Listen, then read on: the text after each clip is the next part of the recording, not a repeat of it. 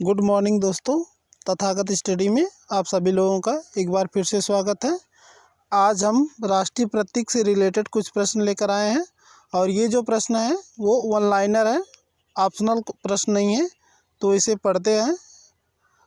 प्रश्न देखते हैं कि भारत के राष्ट्रीय ध्वज को, प्रश्न है इसका शुरुआत करते हैं।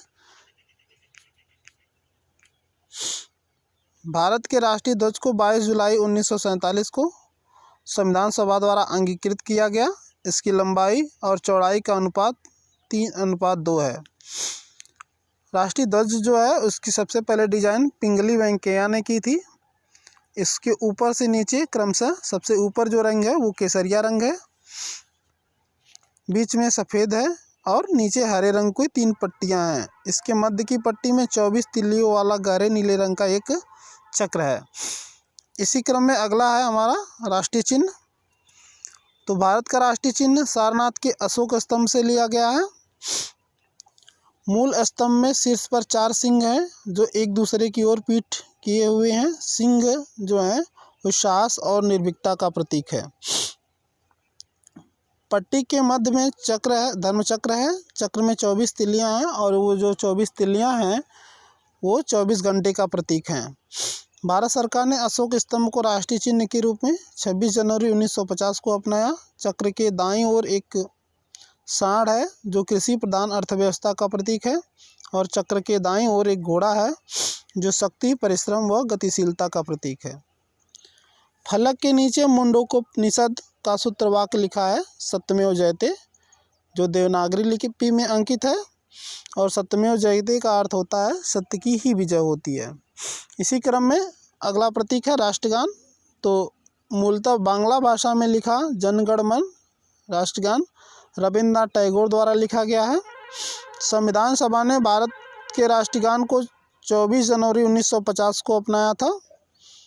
यह सर्वप्रथम 27 दिसंबर 1911 को भारतीय राष्ट्रीय कांग्रेस के 26वें अधिवेशन कोलकाता में गाया गया था। राष्ट्रगान के गायन की अवधि जो है वो लगभग 52 सेकंड है। अगला हमारा राष्ट्रीय प्रतीक है राष्ट्रगीत। राष्ट्रगीत वंदे मातरम की रचना बंकिम चंद्र चटर्जी ने संस्कृत में की थी। इसे भारत के राष्ट्रगान के समान दर्जा प्राप्त है।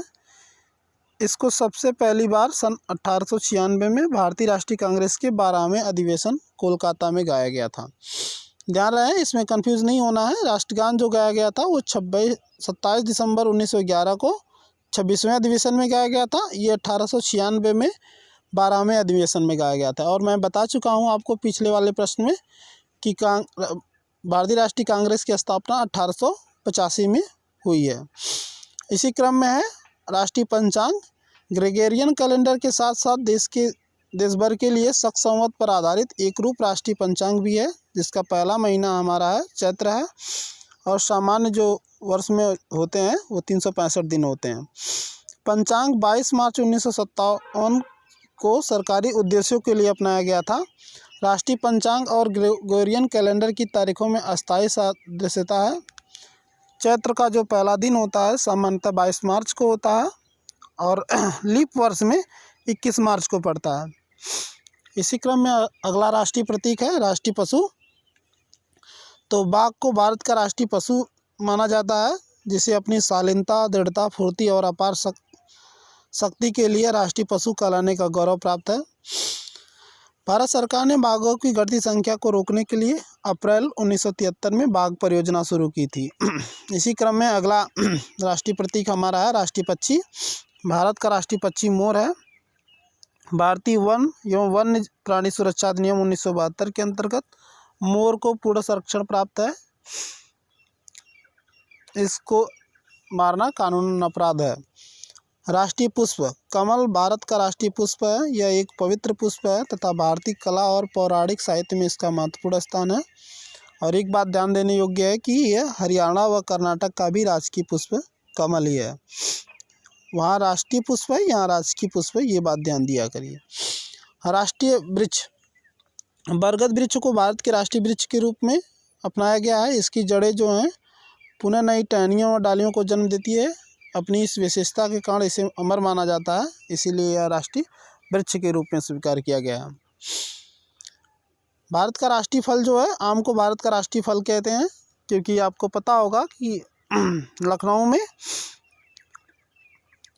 में भी अकबर ने बहुत लगभग 10,000 आमों के पेड़ लगाए थे, जिसे लखी बाग के नाम से जाना जाता है। तो आम जो है इसीलिए हमारा बहुत पुराने समय से चलता हुआ फल है, इसीलिए इसे हम राष्ट्रीय फल का दर्जा प्राप्त है। राष्ट्रीय नदी, गंगा नदी भारत की सबसे लंबी नदी है, जो पहाड़ों, घाटियों और मैदान पर 2525 किलोमीटर की दूरी तय करती है। इसका उद्गम स्थल जो है हिमालय में गंगोत्री हिमनद से होता है, जहाँ इसे भागीरथी नाम से जाना जाता है, इसलिए इसे राष्ट्रीय नदी होने का गौरव प्राप्त है। ये सबसे लंबी और भारत की सबसे पवित्र नदी मानी जाती है। राष्ट्रीय जलीय जीव, तो हमारा राष्ट्रीय जलीय जीव जो है वो विलुप्त जीव गंगा डॉल्फिन को 5 अक्टूबर 2009 को राष्ट्रीय जलीय जीव घोषित किया गया। यह भारत में संकटग्रस्त प्रजातियों के तहत वन्य जीव संरक्षण अधिनियम 1972 की अनुसूची 1 में शामिल है। प्रतिवर्ष 5 अक्टूबर को डॉल्फिन दिवस के रूप में हम लोग मनाते हैं। और राष्ट्रीय विरासत पशु, भारत सरकार ने एशियाई हाथी को राष्ट्रीय विरासत पशु के रूप में अक्टूबर 2010 में घोषित किया। राष्ट्रीय वन्य जीव बोर्ड की अस्थायी समिति ने इस संदर्भ में 22 अक्टूबर 2010 की बैठक में स्वीकृति प्रदान की है। एक बात ध्यान देने योग्य है कि हाथी केरल और कर्नाटक और झारखंड राज्य का भी राजकीय पशु है।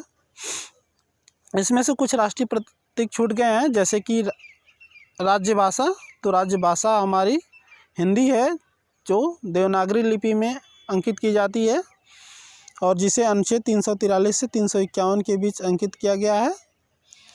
और हमारे देश का कोई राष्ट्रीय धर्म नहीं है, हमारा देश जो है वो धर्मनिरपेक्ष देश है।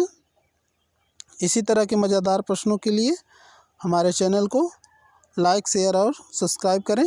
Thank you.